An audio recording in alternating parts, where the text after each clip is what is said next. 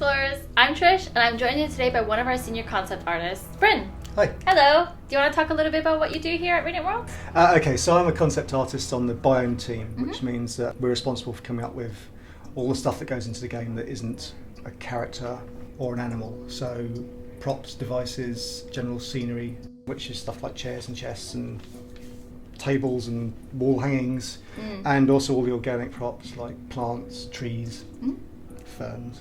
Weapons.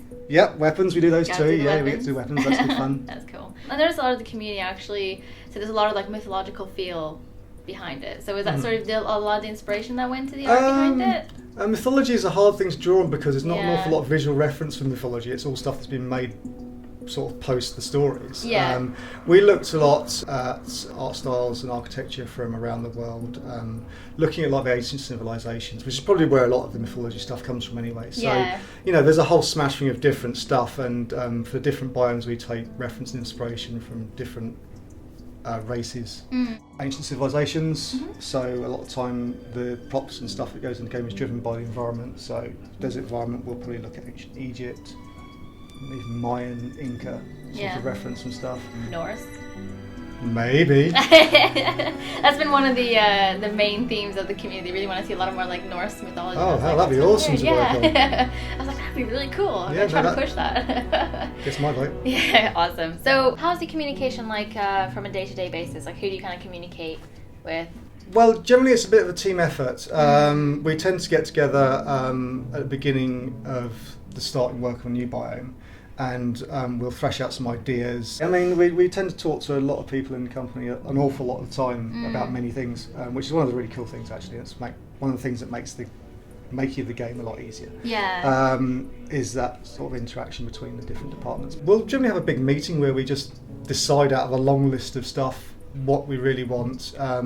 Sometimes you have to adhere to stuff that's required by the people. So say for design, I've got certain needs from a particular biome to push certain elements of the game that have not been developed yet. Okay. So sometimes we move around those, but quite a lot of the time it's just a visual thing.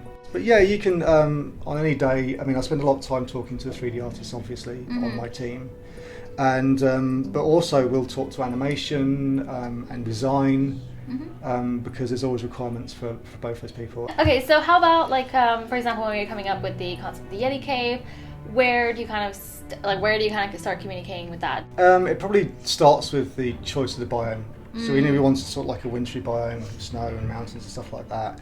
Yetis seemed like an obvious and fun thing to put in there. Yeah. You know, Yetis are cool. They're cool.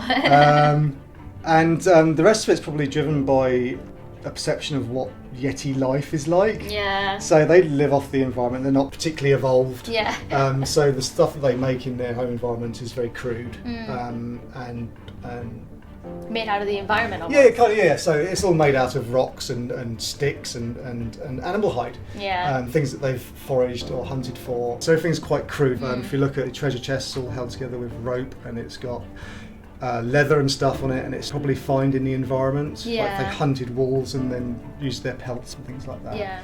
So that sort of thing tends to happen a lot with the biomes. You sort of start with one little thing and it spirals into everything else. Yeah, I thought that was really cool. I love the way that the chests look different. I didn't actually notice that until I started playing a bit more, like all the different biomes, and then I was like, oh yeah, actually this. Because so most of the time I was like, I just want to get the treasure and get out. And I was like, I took a deeper look and I was like, oh my gosh, these chests are actually completely different. I was like, I've never noticed this. I think that's a great level of detail that we kind of put into the game. The chests were really fun actually. If I had to pick favourite stuff that I'd worked on, I'd say the chests were good fun because there's a lot of scope. For playing around with that, and when you're dealing with stuff that's based on the races, you've got a lot to draw on as far as concepts are concerned. So I really like the fact that the Yeti chests are essentially just hollowed out rocks with rope around them. It was really, really fun.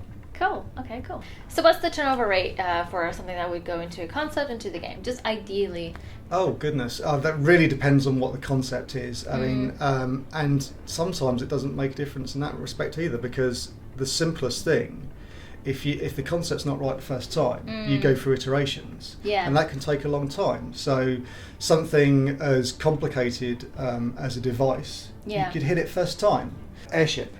Okay, yeah. The airship getting home one that you used to travel to see your friends. Yeah. That was almost a one shot. Really? Yeah, like I did maybe 3 rough sketches and we picked parts out of those and it was done in 2 days. It's interesting because it's one of the most important ones I've done probably. And it was just a happy coincidence that we nailed it first time. Take me from like concept to actually putting into the game. What's the process of that happens for that? So for example, like a chest, how does that get made into the game? Okay, well, I mean, you get a design brief, and then it takes 1 day, maybe 2 to concept, including the rough stage. Oh, okay. And then modelling, if it's complicated, probably 3 to 4 days, including texturing. And then it's, any further animation is something I wouldn't know about. Yeah. But yeah, so it can be quite a quick turnaround, but then something as simple as a rock could take days, because if the concept isn't right. Yeah, it doesn't fit with the game somehow. Yeah. So for example, like with the flowers, how they have to look a little bit different. Yeah, flowers are a tricky one. You think like a stem on a plant, something like that, or a flower. It's a really thin, fragile thing. Yeah. But in our game, we can't depict it as such because it doesn't fit with the art style. So we go to great pains making things slightly wider and then slightly wider again until we hit the right mark. Okay, cool. That's quite interesting. So what's sort of the most difficult thing to create, or you thought was the most difficult thing to create in SkySaga? Trees. Trees? Oh yeah, definitely trees.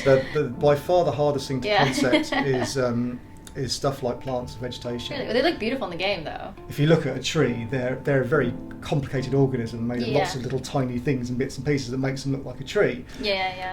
So it's quite hard to adapt that to a more simplified, chunky art style, and it still look like a tree. So in that regard, it's quite difficult. The other thing that makes trees particularly difficult is the way that they're generated in the game, because it's driven by code. Which means that you've got lots of different sections of a tree. So you've got base, and you've got trunks, and you've got trunks with T-sections, and then you've got branches, and then you've got foliage, and then you've got a top as well. Wow. And it's all got to work together, and it's all got to tile seamlessly, and you've got to be able to rotate the pieces so that you get variety. And then once you've got one tree right, you've got to make sure you can put it in the environment, and hundreds of trees look right. And they don't look too stacked or too awkward. And or stuff. Repeat is the main problem. Because that's we don't have lots of different models for the trees. The skill, and it's a skill that the 3D artists are brilliant at, is making that one tree look different. I guess it looks different every time. So you look at it from different angles, different, and a big forest of trees in the environment doesn't look like the same tree every time. Yeah, they look great. No, look, they've done a fantastic job. Yeah. Okay, so what's your favorite thing to create in SkySaga? What was your favorite thing to create in SkySaga? I guess probably the more sort of complicated pieces are the most fun pieces to work on. Okay. So I mentioned the airship. That was a lot of fun. Yeah. Obviously, nailing it first time was awesome. Yeah. But it was also a really cool concept, and it's a big important thing in the game, which is always good fun to work on those sort of things. But stuff like the devices as well are good fun. Lots of moving parts and gubbins, different textures and materials at work, so you get a lot of variety in there, which keeps it interesting. Weapons are great fun. Yeah. Because you can just go crazy. Yeah, they seem really cool. And it seems to be that the crazier we go with those, the happier people are. So feel free to go wild then. Yeah, no, we intend to. Good. Okay, cool. Do you have any kind of thoughts or advice for anyone that's trying to get into the game industry, specifically into concept design? And there's a lot of courses out there now aimed at the industry, which didn't exist when I was around. Yeah. So those are great to look at. Make sure you've got a strong portfolio. Yeah. Which means drawing all the time. Make sure when you go for an interview with your portfolio, make sure you have a wide variety of work, but make sure it's your best work. Less is more, and that means quality over quantity. Yep. So put your best pieces in, and don't fill it up with stuff that is not quite as good to make it look like you're busy. Yeah. Aside from that, as far as the subject matter is concerned, variety is brilliant. I mean, we don't want to see 50 pictures of a robot. Yeah. They're cool, but I see. Yeah, robots are cool. No, Obviously, we love drawing robots, but we don't want to see the same thing over and over. We want to see a flexibility in the work you can do, and that goes for the art style as well. I mean, everyone has an art style developed, but as a concept artist, you're going to be expected to change your style all the time, and it's not going to be. A lot of the time, it's not going to be a style that you like or are comfortable with. But you've got to be adaptable. What's your art style then? Mine's probably fairly cartoony, so it sits really well with SkySaga. So that's it's one of those happy coincidences. But I tend to lean towards that sort of stuff. I think there's I have aspirations for other styles and things, but that's probably where my strengths lie. Okay, cool. Well, thank you so much for taking the time to talk to us, Bryn. Oh, you're welcome. Cool, and I'll talk to you guys later. Bye. Bye.